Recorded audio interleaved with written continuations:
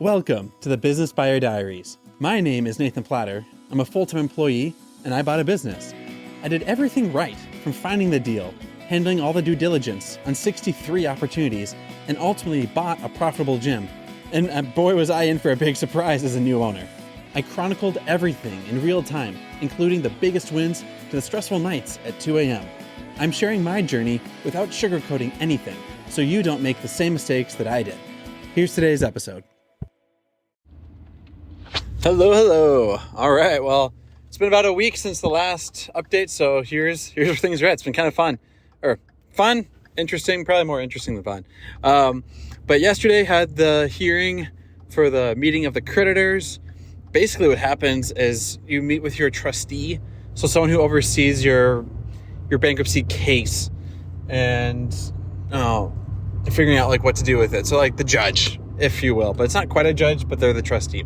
So we're in a Zoom room with, 8 or 9 other people, half of them probably attorneys, half of them probably folks pursuing bankruptcy. And then they say someone else's name, then they say our name. And then our gal says, we're missing a statement from this stock account that we have like $3,000 of stock worth. I need a statement for that. I need to see like the history of that. So we're going to reconvene your case from 3 weeks from now. And that's it. Next case. And so then we're done. Like, that's it. So nothing really happens, which is kind of surprising.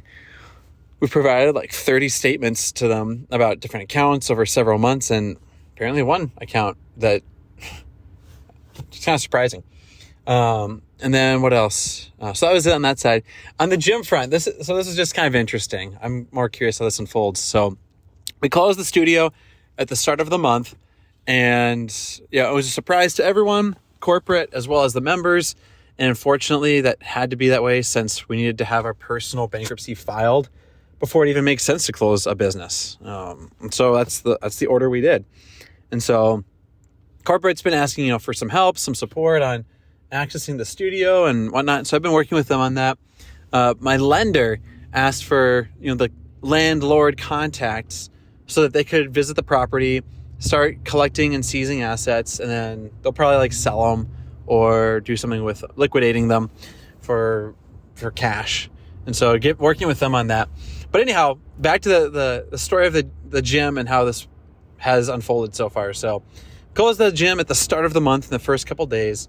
And then from what it looks like, so the recent management team, about a week later, found some space about 3.1 miles away from the gym and started renting out space and equipment and saying, hey, some members, keep coming here for some of your workouts and we'll keep things going. So that's something that they're promoting on their personal pages.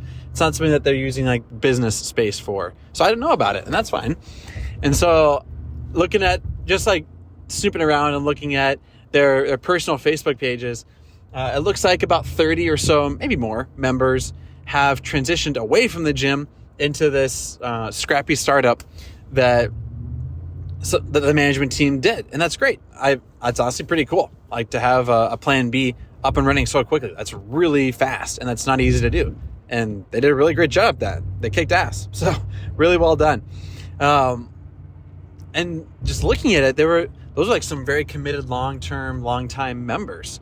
And they kind of like banded together, stayed together, and now they're still working out together, like 3 miles away. And in general, in the gym world, people say to market to folks that live within a 3-mile radius. So they're just outside of the industry norm for like a geography space. And so they're not like next door, but they're the neighbor across the street kind of thing. And so there's that side of things. So they've been up and running for like 3 weeks at this point, or 2 weeks, 3 weeks. And they have, of my 4 original managers, they have 3 of them, like of the core management team. 3 of the 4 are there. One of them, I think, is just taking a life break from gym leadership, which is great. That's totally fine. And then about 2 or 3 days ago, for the past week, corporate has been asking us to give them logins, permissions, over social media accounts. So we're doing that. We're sending out invites to be like admins of Facebook groups, Facebook pages. And then yesterday, probably like 8 people got added to be admins of multiple Facebook pages, the public page, the members page, everything. So it looks like the transition is nearly done. They kicked my wife and me out of the Facebook groups, so we don't really know what's going on anymore. But lo and behold, about 2 days ago, in one of the pages, it was announced by one of the instructors that the original management team from 6 months ago, they are back and they will be managing the studio. It's not the folks who have been doing it over the past, 4 months or so, 4 or 5 months, 3 months. But the most recent team, it's going to be the team that disbanded months ago. One of the people that got fired and someone who quit because they were upset that I fired that person. And they're coming back. And that'll be interesting because the recency, the vibrancy, the popular people at the gym, they're all working out 3 miles away now. And they're in a rented space. I don't know what that commitment looks like, but they're now in a rented space. And so the recent proactive, positive, uplifting, magnetic management team, they're now 3 miles away. They're not in my studio or the studio anymore. And now that I now know who the buyers are because their emails were added as new admins, and I recognize them. I know who the owners are. Now the owners and the old management team are now admins of everything. So it'll just be interesting. The club was losing big money every single month, and that was when I was taking no pay. Even if I didn't pay my loans, I was still losing money. And so I'm curious how this will pan out. I hope it works out well for the new buyers or the new owners. I don't know where they're buying equipment from. They might be buying it from my bank because my bank has seized the equipment. So they could be buying it used. Corporate may be saying, hey, now the equipment is gone, you must buy brand new equipment from us for a fee of some sort. I don't know. We'll see what happens. And so either way, new owners are coming in. The popular folks have moved up the street to a rented space. They're running their own deal from 5 a.m. to 7 a.m. So I don't know what's going to happen with this studio. But this will be the third ownership cohort in the past year and a half. The person who owned it before me, or the team that owned it before me, I think they owned the studio for a year and a half or 2 years. I owned it for a year and 1 month before I couldn't keep it open. So this will be the third set of owners in 2 years. And so I'll be observing, I guess. There's not really much else I can do.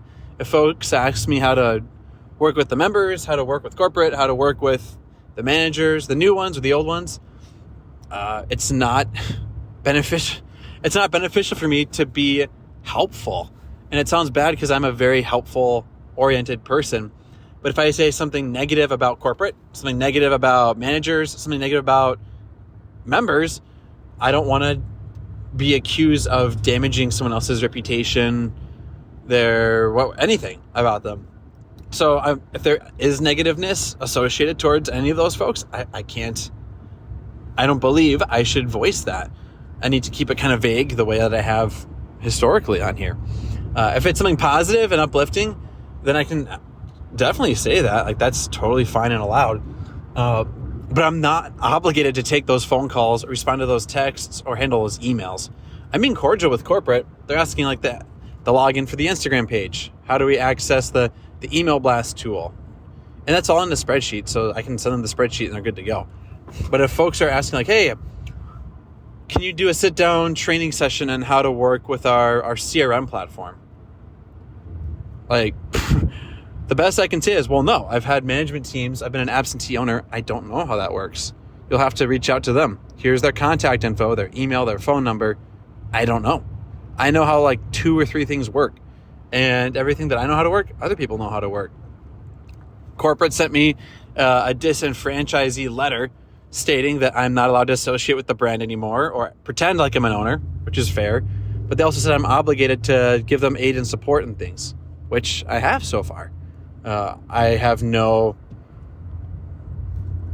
no reason why I would prevent them from acquiring the studio and running it. They have everything they need, so they're good to go. So this will be interesting. Just all in all, the new owners have full-time careers. There's no way they can manage a business. They can manage a gym because they have their own. The owners are 2 professionals. One owns their own business. One is a very well-ranked employee within a company. So there's no way they're going to drop their jobs to run a gym. and there'll be absentee owners. Whether they're engaged or disengaged, I don't know, but it'll just be interesting to observe. And that's all we really can do. So I'm learning, all in all, what's a learning from this? And then we'll wrap up the convo. I'm learning that there is a superiority complex to being a business owner. If you're going to be involved, then yeah, you think you have harder work ethic, more intellect, more business acumen, you're better at sales. There's something you can do that the other guy didn't do, or other gal, I guess, whoever you're talking to.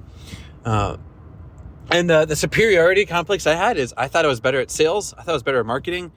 I knew I would not be as good at people management. I thought a more hands-off people management would work. It kind of worked in some areas. It did not work in other areas. And so that's something that I'm learning and taking away. And with the new owners, they have more, I imagine they have more resources. They have more management experience. They might be better at sales and marketing. I don't know. But we will let them run with it because it's their baby now. And there's nothing I can do to help and support beyond this. Everything that corporate has asked for, they have received. They don't need anything else from me. Everything that the owner, I haven't even heard from the owners. They didn't even ask me, how much they were losing each month. This will be the interesting part. Each month corporate demanded for profit and loss statements. And I did what was asked. I did not go above and beyond, but I gave them what they requested and was obligated to. When talking with the CEO, he was surprised to see that I had a business loan, an SBA loan, and that was in 12 months of profit and loss statements. So I don't know if they actually looked at my P&Ls or they just wanted them on hand. But either way, there was lacking knowledge on seeing my SBA loan. And so this owner could have requested those profit and losses because corporate had those in their possession. And corporate, I believe what's possible is corporate could say, yes, we are not the owners. We don't have profit and loss statements, but they have access to them. And so if they ought to have forwarded them to the new buyers so that the new buyers know right away they're going to be losing $6,000 a month day one. They may not have an SBA loan. Let's pretend they paid cash for everything. They still have management teams. They still need instructors. They're now down members, likely. If everything stayed the same, but they have no SBA loan, they're losing $5,000 a month, day one. And maybe they want that. Maybe they don't know that. But I hope corporate informed them of how the prior owner was doing because that was in their possession, that knowledge of my P&Ls. So we'll see what ends up happening. I'll pause there. I've made the point. So that's where things are at. That's where it's going. We'll end up finding how it goes months and months from now. But one thing I learned, month one, I was expecting to make $7,000. I lost $8,000. And it took 12 additional months to see things collapse. And so the new owners, I'll say they lose $4,000 a month, just making numbers up. They have deeper pockets, less losses. So let's make up a number. It'll take 3 years before they end up folding if they have the same net worth, and they probably have a higher net worth. So it may be a long time before I find out how things unfold. But unfold one way or another, we shall. That's where we're at. That's where we're going. Let's rock and roll.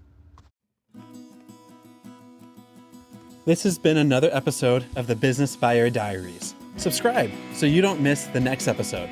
I hope you're realizing that business ownership is no cakewalk. Check the podcast notes for a link to the DIY due diligence program, the complete list of show sponsors, and for media inquiries. Music written and composed by Wes Schrock. I'm your host, Nathan Platter. Join me again on the next one.